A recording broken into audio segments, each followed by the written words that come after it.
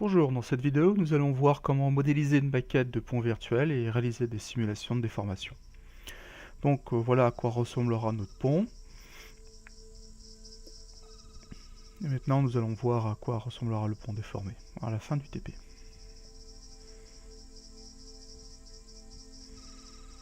Première étape, nous allons modéliser un module pour le pont. Donc nous lançons le logiciel Solid Edge, puis nous sélectionnons pièces isométriques. Attention de bien être dans le thème équilibré pour avoir un maximum de fonctions. Donc on commence par faire un carré de dimension 100 par 100.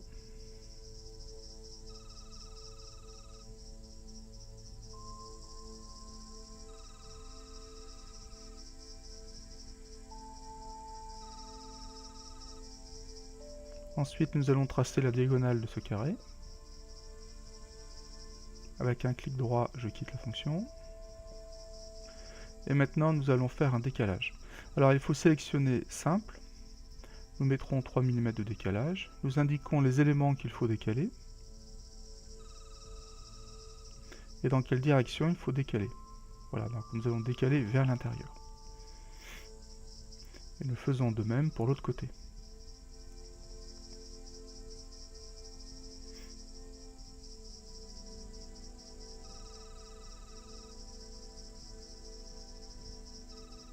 Donc maintenant je n'ai plus besoin de la première diagonale, donc je la supprime. La face créée, nous la tirons jusqu'à une dimension de 100 mm. Maintenant nous allons prendre la vue de dessus, et nous allons réaliser la même opération. Donc on va dessiner dans un premier temps le rectangle extérieur, en cliquant sur les coins du carré.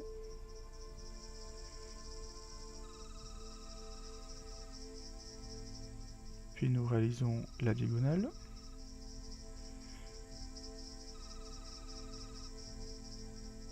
Et nous recommençons l'opération de décalage comme précédemment.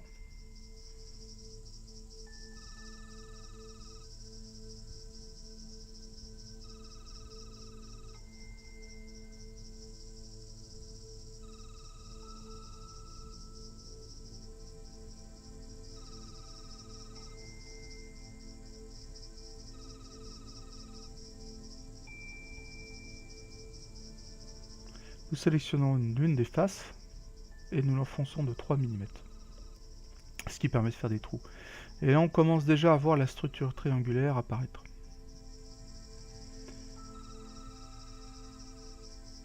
Pour que ça soit un pont, il nous faut donc un espace pour que les véhicules puissent passer.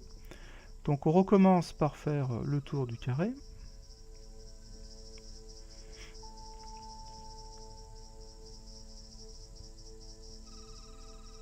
Voilà. Ensuite, on réalise un décalage, même technique que les fois précédentes.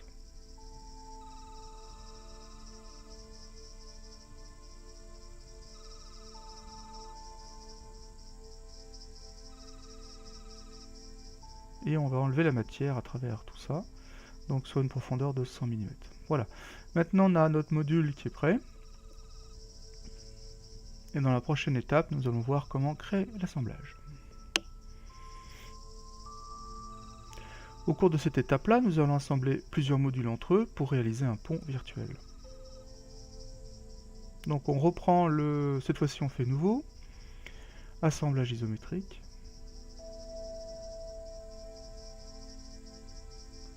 On va aller chercher le module que nous avons préalablement sauvegardé. Donc moi je l'avais sauvegardé sur le bureau. Double-clic, le module apparaît. On va chercher un deuxième module. Voilà. Et maintenant, nous allons, grâce à l'outil contrainte, réaliser des contraintes entre les différentes surfaces des modules. Donc là, évidemment, pas de chance, il se met à l'envers, mais c'est pas grave, il suffit simplement de basculer. Ensuite, j'indique que je veux une contrainte entre cette surface-là et celle-là. Les pièces s'assemblent. J'appuie sur la touche échappe et je sélectionne de nouveau une contrainte entre les faces ici et ici pour aligner nos deux modules. Donc nous allons réaliser plusieurs fois ce type d'activité pour créer un pont d'environ 5 modules.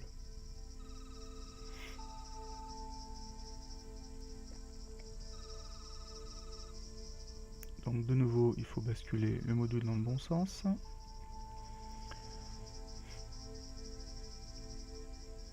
Voilà, nous allons créer des contraintes entre cette surface-là et celle-là.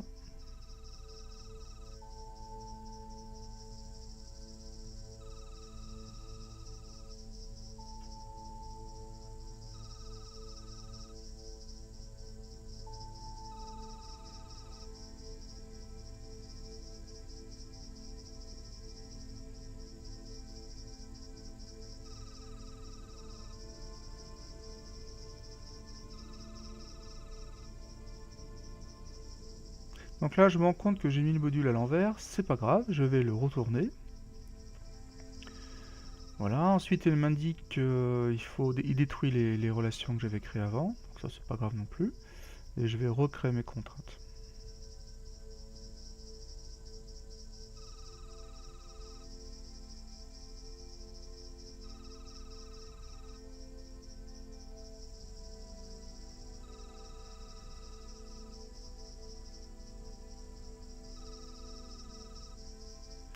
Voilà, un troisième module de positionner.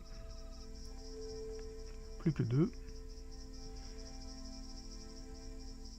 Donc c'est la même technique à chaque fois, hein. On crée des contraintes entre 3 surfaces pour mettre en position notre module. Alors dans ce TP là on se limite à 5, mais on comprend très bien qu'on peut en mettre autant qu'on veut.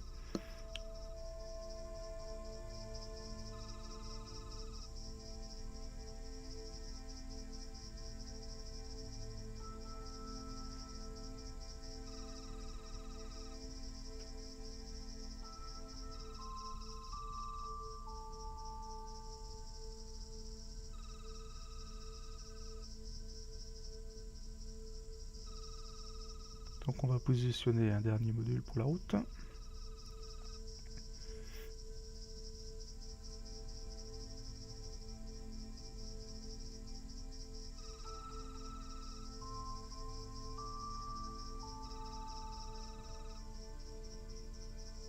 je fais bien attention à bien orienter mon module correctement cette fois-ci.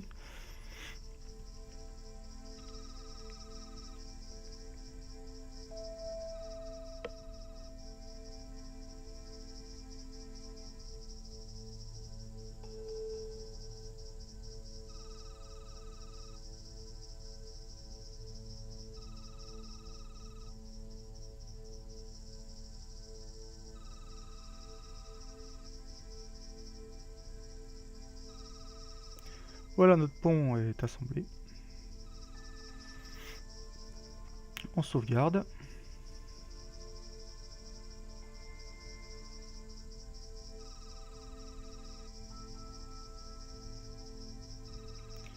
Et maintenant, nous allons réaliser notre simulation. Donc, dans cette simulation, nous allons déterminer que l'ensemble des modules sont assemblés et nous allons appliquer des efforts sur ces modules. Donc, on clique sur l'onglet simulation. On va créer une nouvelle simulation. On laisse les paramètres par défaut.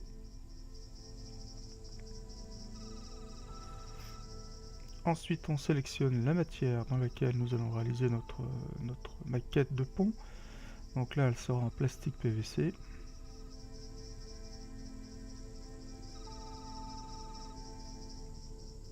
Ensuite, nous allons définir les différents éléments qui constituent l'ensemble.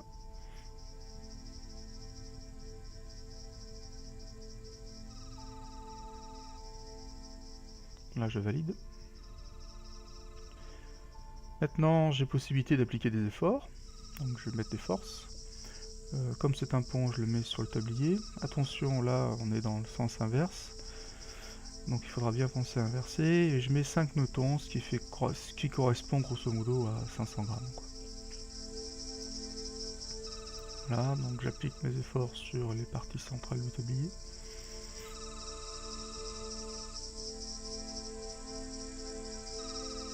Je n'ai pas besoin des autres fonctions. Je continue, je me déplace vers la droite. Je vais indiquer quelles sont les parties fixes, en gros par où est attaché le pont sur son support. Donc là je choisis une ligne. Alors, on dit que cette partie-là sera fixe et celle-là également. Donc notre pont est attaché sur ces deux lignes.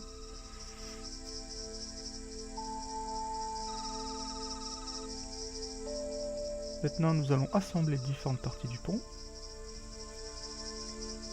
On sélectionne l'ensemble, on valide.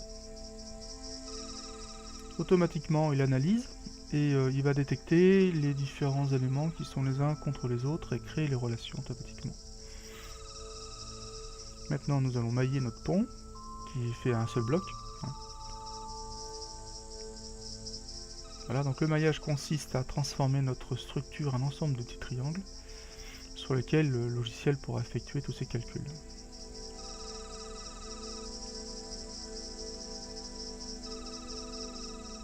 Maintenant nous allons résoudre tout ça, plutôt le logiciel. Ça dépend, cette étape dépend énormément de la puissance de calcul de l'ordinateur. Voilà, nous avons enfin un résultat. Donc le premier résultat qu'il affiche, ce sont les contraintes. D'accord. Donc on voit que le pont souffre pas mal. Les zones les plus rouges sont les zones qui sont soumises aux contraintes les plus fortes. On peut animer bien sûr.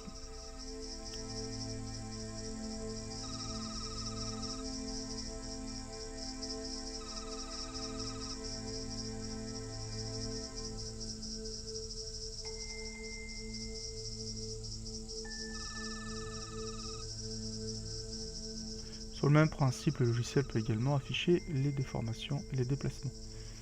Donc là, les zones les plus rouges sont les zones qui se déplacent le plus.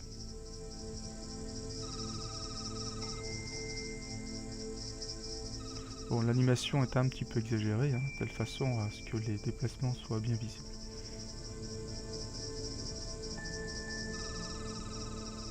Vue de dessus.